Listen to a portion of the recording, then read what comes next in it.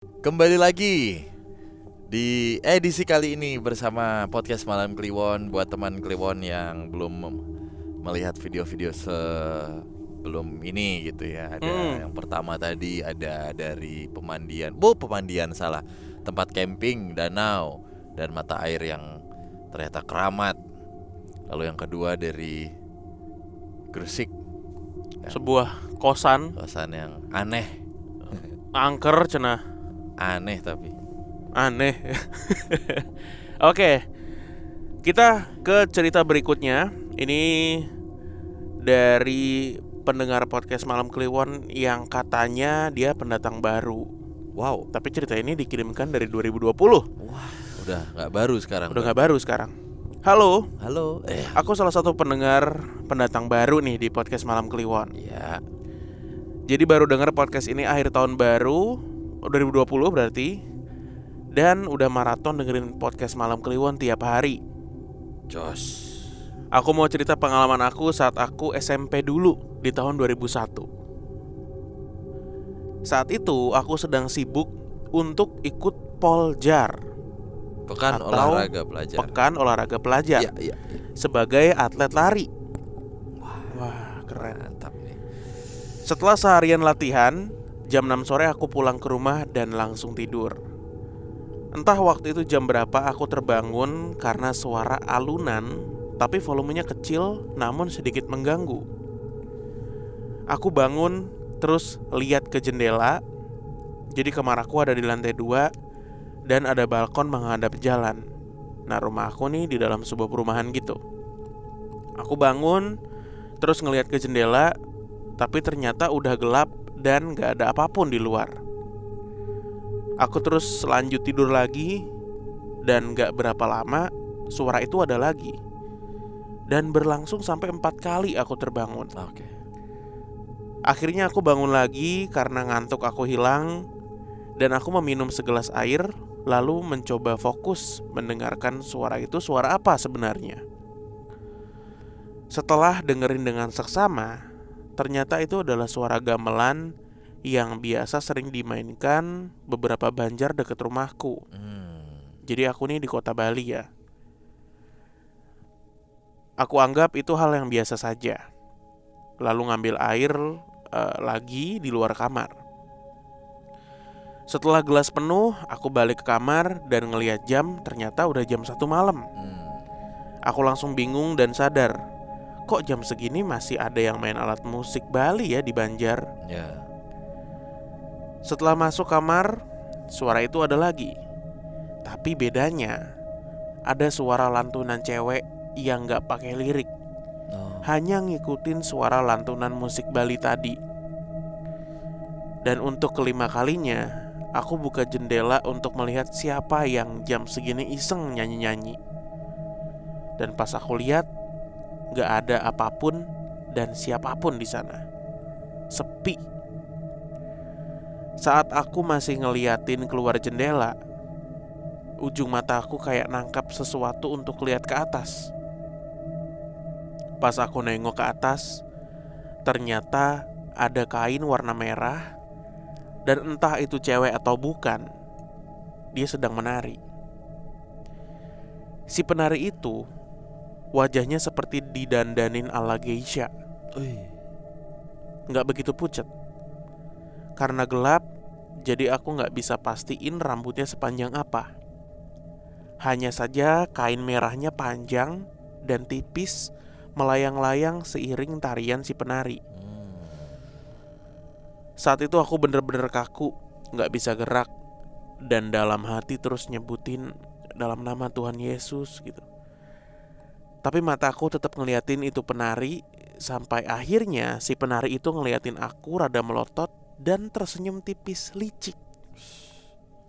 Setelah beberapa menit, aku senyumin dia balik dan tutup jendela kamar aku lalu balik tidur.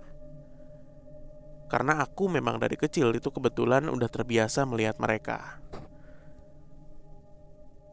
Oke, semoga pengalaman aku ini bisa membuat podcast Malam Kliwon makin seru ya. Lain kali aku akan cerita tentang cerita lain, tentang bau terbakar di kamar saat aku di kota Sorong, Papua Barat. Terima kasih JBU. Apa tuh? Jesus bless you. Ini dia di mana sih, Le? Gue jadi bingung. Lalu gimana? Enggak, dia bilang di kota Bali. Bali kan pulau ya. Bener gak? Terus aku langsung bingung dan sadar kok jam segini masih ada yang main alat musik Bali di Banjar. Di Banjar tuh maksudnya di deretan rumahnya kali ya? Iya, berapa Banjar dari rumahku gitu. Iya Kalau kali gue ya. tadi nangkepnya sih gitu. Kan bahasa ya. Iya. Banjar istilah gitu.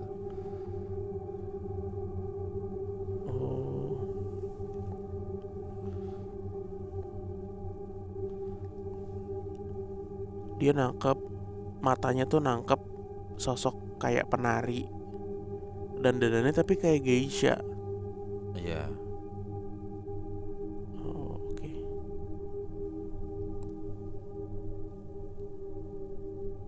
Nah, ini karena ceritanya singkat-singkat, kita kasih satu cerita lagi kali ya. Boleh. Rumah. Tapi Apa? ya emang kalau dibilang ini Banjar, gue nyari Banjar. Malah suku Banjar tadi yang keluar. Ini lagi naik banget dia. Siapa sih? Jerome. Iya. YouTube-nya juga gede anjing. Dia sosok pinternya cowok. Kalau Iya. cewek kan Maudi gitu. Iya. Yuk. Yuk. Udah nih, Oke. lanjutin aja. Yo, lanjut. Tadi kita ganti baterai dulu ya. Hmm. Halo Bang Bimo dan Bang Danu, perkenalkan gue Hana. Kali ini gue mau cerita tentang pengalaman horor gue di rumah gue di daerah Tangerang. Waktu itu tahun 2019, tepatnya gue kuliah di sebuah kampus di Jakarta. Jadi gue jarang banget ada di rumah, sehingga kamar sering kosong. Setelah libur semester, gue baru balik ke rumah. Dan waktu itu lagi musim hujan. Tiba-tiba kamar gue bau busuk banget, bau bangke gitu. Awalnya gue kira karena ada bangke tikus yang sering ada di atas plafon kamar gue. Kemudian gue bilang ke bokap buat cek plafon nih. Terpaksa hari itu gue tidur di kamar nyokap gue. Bokap kemudian cek plafonnya keesokan hari bersama gue, tapi di sana nggak ada apa-apa dan nggak ada bau busuk di atas plafon kamar gue. Akhirnya gue dan bokap turun. Setelah itu gue balik tidur di kamar gue. Gue cek sambil ngendus kamar, ternyata baunya udah hilang. Tapi menjelang maghrib kamar gue kembali bau busuk lagi. Terus gue bilang ke nyokap. Nyokap pun masuk kamar dan ngecek bau busuk itu. Dan benar, nyokap juga nyium bau busuk. Malam itu gue tetap tidur di kamar. Hampir seminggu gue tidur di kamar gue dan setiap menjelang maghrib selalu nyium bau busuk.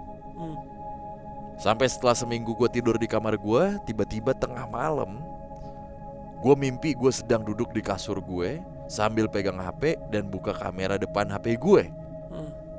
Saat gue buka kamera HP, gue terkejut karena ngeliat sesosok wanita dengan rambut putih panjang, bertanduk, tapi tanduknya kecil. Matanya kuning seperti mata ular, dan mulutnya robek, dipenuhi gigi taring, duduk di belakang gue. Dan yang gak kalah mengejutkannya, bau busuk yang sering gue endus itu berasal dari mulut wanita ini yang sobek, bertaring, dan berdarah. Dalam mimpi itu gue berusaha bangun dari tidur tapi susah banget. Rasanya seperti reperpan atau bahasa lainnya ketindihan. Tapi akhirnya gue berhasil bangun. Rasanya gue lelah banget saat itu. Dan setelah bangun dari tidur, muka gue pucet banget saking takutnya. Gue langsung ambil HP dan tanya ke teman gue yang emang punya indera keenam tentang wanita yang gue lihat itu. Gue juga buatin sketsa sosok wanita itu yang gue kirim ke chat temen gue. Menurut dia, wanita itu emang penunggu pohon mangga yang ada persis di depan rumah gue. Tapi entah kenapa dia bisa masuk ke kamar gue. Setelah itu, gue merasa terganggu. Gue yang merasa terganggu dengan keberadaan wanita itu, berencana ngusir wanita itu dari kamar gue. Sehabis sholat maghrib, gue baca ayat kursi dan ambil sapu lidi. Saat gue ngendus bau busuk itu, gue pukul sapu lidi ke area bau yang tercium. Ternyata baunya pindah ke pojok kamar. Lalu gue pukul lagi pojok kamar gue pakai sapu lidi. Sampai akhirnya udah gak bau sama sekali. Akhirnya kamar gue udah bersih dan gak pernah ada gangguan lagi. Terima kasih podcast Malam Kliwon udah bacain cerita gue. Semoga makin sukses. Amin. Ini kalau dari sosoknya kayaknya kuntilanaknya agak kuat nih ya. Beda gitu dari yang biasa. Iya kalau kuntilanak. Orang gue mikirnya kayak ular. Gue sih bayangannya kuntilanak.